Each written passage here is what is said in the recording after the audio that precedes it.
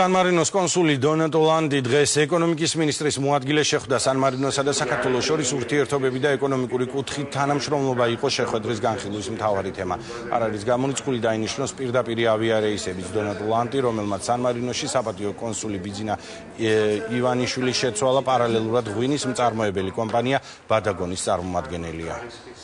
როგორც San-Marinos საპატიო კონსულმა გამოვიყენეს შესაძლებლობა განგვეხილა ის საკითხები, რაც San-Marinosა და საქართველოს ურთიერთობებს კიდევ უფრო გააღრმავებს. შეხვედრაზე ვისაუბრეთ ეკონომიკურ თანამშრომლობაზე, პირდაპირ ავიარეისებზე, ასევე San-Marinoელი მეწარმეების საქართველოში ვიზიტზე და რაც ყველაზე მნიშვნელოვანია, ღვინის წარმოებაზე.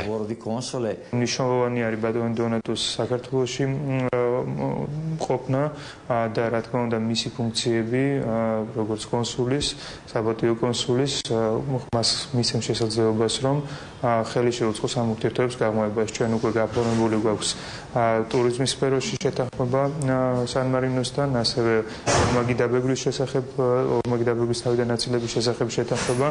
ამიტომ გარკვეული ბაზა უკვე შექმნილია.